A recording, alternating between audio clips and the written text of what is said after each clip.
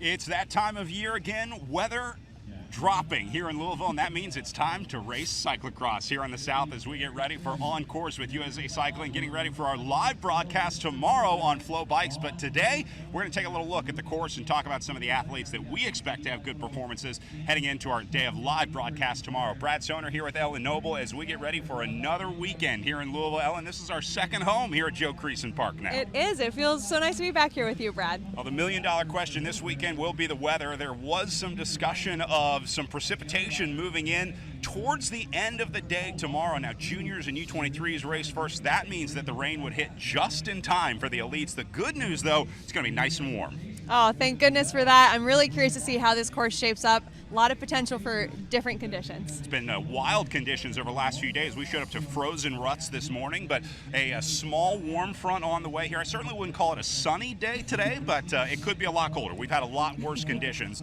in Cyclocross National Championship. So we'll keep our eye on that in our gooder weather forecast to see whether or not we're going to need our gooders tomorrow or not. But let's talk a little bit more about the course here as well. This is a course that is ever changing here at Joe Creason Park. It does have some similarities to last year, but take me through this year's course. Yeah, so once you go through the start finish, the really first feature that we're going to see is a set of stairs that pretty much very quickly lead into a second set of stairs. That's a flyover. The middle part of the course, that's where we're going to have a lot of technicality, so they call that Mansion Hill. You go through pit 2. Before that, you have a little bit of elevation and then a lot of long pedaling into the finish. You talked about some of the technical sections here, kind of into the woods. That is where you're thinking these races are going to be won and lost. You know, I think that the race could be won there. More critically, I think the race could be lost there. That's where I had an unfortunate mechanical yesterday. I think that we're going to see a lot of mistakes in our races. And it's back through the pits. You hit the barriers just before coming to the line, and then a quick little jog before you get back onto the pavement. But if you can find yourself in the lead in the last 200-300 meters of this course, it's pretty hard to make any passes after that. Yeah, it's definitely, there's enough corners that it would take a lot of effort to be able to come around someone at the end. Well, let's talk about some of the favorites heading into this one. I think you have to look back at last year because we have some very similar matchups coming into it this year. Let's start with the pro men where Eric Brunner and Andrew Strohmeyer will go head-to-head once again. Let's start with Eric Brunner on this one. Can he do it again, the defending champ this year? I think it would be hard to bet against a rider like Eric Brunner this weekend. He's on good form. He's only gotten better as the season goes on, but he also has the pressure of trying to defend, and that's not something that always sits that lightly. We had a chance to catch up with Eric Brunner as he took a look at the course yesterday. I'm looking forward to more elevation on the course this year. I think it's cool how we go farther down the hill. I think it'll lead to a little bit harder, more physical racing. I'm feeling good. I had a little bit of a slow start to the season. I haven't raced so much and had a little bit of illness that I was dealing with during some of the first races. So it's been good to get a training block in at home and feel like I'm really coming around for nationals this year. It's a little different. I raced a lot of gravel last year. I was more mountain bike this year and done a lot of running this year, done a lot of training at altitude, and then started the season a little later, so I didn't feel so great in the early races, but I think it's really paying off now, and I feel like the season is just getting going, so I'm really excited for both nationals and heading over to Europe with Comp Edge right after this.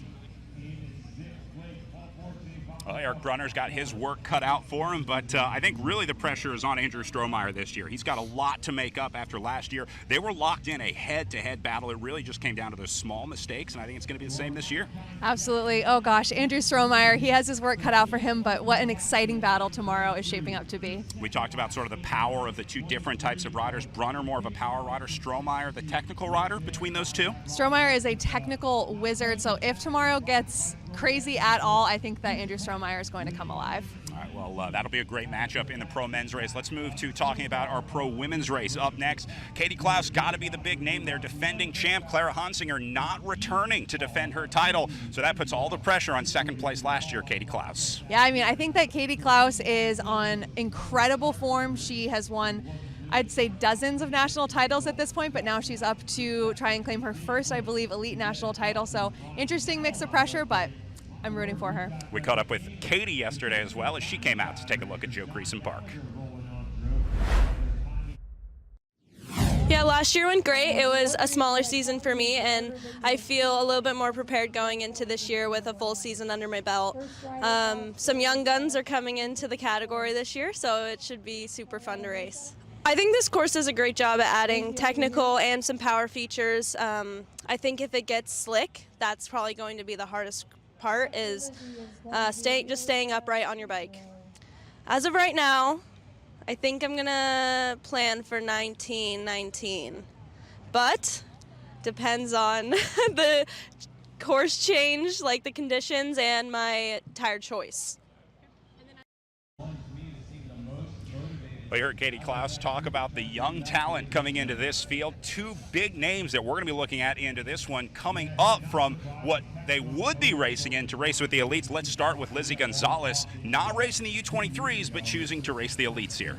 Yeah, a little bit of a gamble from Lizzie Gonzalez, but you have to kind of play big to win big, and I think that she's willing to kind of risk it all in pursuit of an elite national title. And then the other big name that we're going to be looking at is Vida Lopez de San Roman, the multi-talented star. Can race road, can race mountain bikes, can race cross. I think she may be the biggest wild card in this pro women's race. Absolutely. If there was a question mark in this field, it's going to be Vida. She's only done one weekend of cyclocross so far this year where she won the elite race at NCGP, so really curious to see how things shape out with her, but we expect a battle tomorrow. What can those riders do if you're in that sort of unique position as being a young rider stepping up to the elites? How do you manage those expectations? Because there's going to be a lot of pressure to do well in the elites, but you got to remember they're still just U23 riders. Right, they are. I think that just trying to manage expectations and capitalize on the opportunities that present themselves. I think something, especially with a rider like Vida Lopez de San Roman, is that she is wise beyond her years. So any advice that I could possibly think of for her, I'm sure she already knows. Hey, speaking of young talent, there's one more rider that I want to talk about, and that is Lydia Cusack, who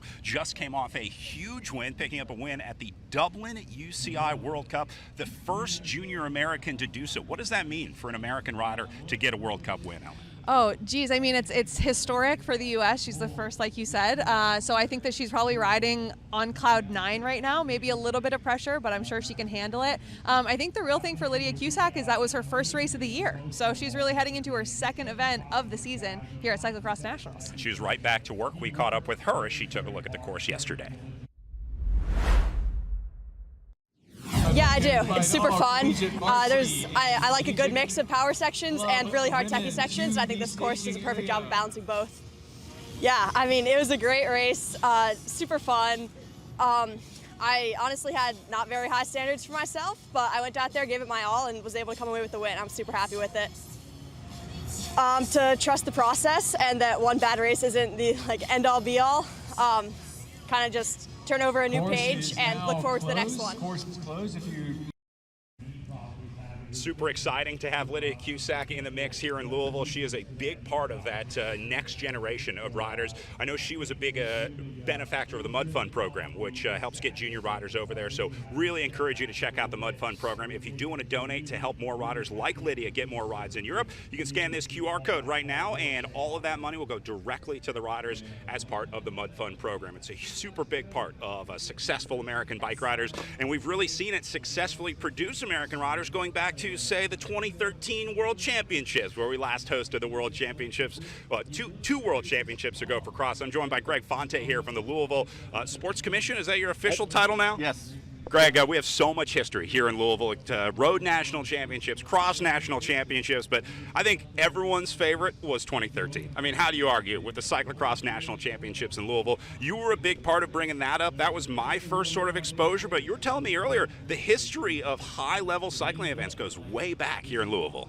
Yeah, it certainly does, Brad, and thanks for having me today. It's good to be here with you and Ellen. Love to have some time together. And yeah, cycling in Louisville has been core to the Sports Commission for sure. It goes all the way back to early BMX days, and in early 1980s, we were one of the first cities to build a BMX course, and we now have a UCI certified Supercross course that we host a big event every year. We hosted the BMX World Championships back in 2002, and so yeah, cycling for us is kind of in our veins. We love it. But well, you guys obviously have a history of big-time events. I know you got that horse race here and some bike races as well. But when it's time to step up, Louisville steps up. I think one of my greatest memories of my cycling career was the 2013 World Championships when we rising, the Ohio River creeping up and over its banks. We thought we were going to get flooded out. They ended up pushing it back a day. But, Greg, you guys moved heaven and earth to keep that race going. Yeah, we did, and for us it was a great moment for the Sports Commission, the city, our Parks Department, all stepped up. We had a great team. We were not going to be beat that year. We were going to make sure that the world saw Louisville, Kentucky in a professional light, and we put on a great show. You know, I will tell you, I think I lost 10 years of my life as it relates to that, and it wasn't just me. It was the entire team. We had great partners, including USA Cycling. They stepped up really in the 19th hour, helped us get that thing to the finish line, and I look back on it now with fond memories, but I would be lying if I didn't tell you I needed a little bit of therapy when it was finished. Truly one for the memory books. It was an incredible weekend. You guys did an incredible job, and it really just continued the legacy of big-time events here in Louisville. Ellen, I know you've got experience racing here. In fact, one of your favorite trophies of all time came from Louisville, Kentucky. Yes, the Louisville Slugger that we got when I was third here in 2019 is one of the only trophies that I actually have held on to. That's how much I love it.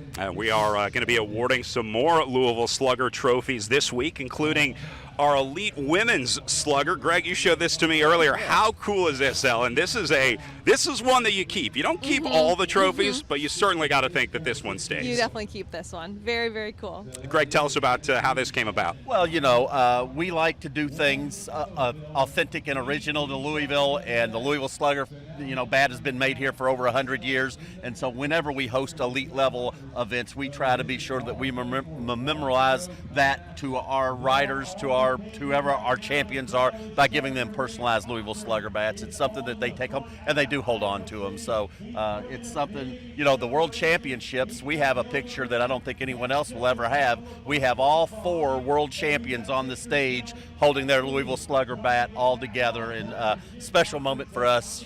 Special memory. We saw Sven Nace in the windup, right? You got him ready to take a pitch. We took Sven to his very first college basketball game. University of Louisville played, and there was a whole group of folks that we were able to get to that basketball game, and it was a special time. And you know, seeing Ellen race here all the way back to the USGP days, and for us, that the USGP, you know, we owe a lot to.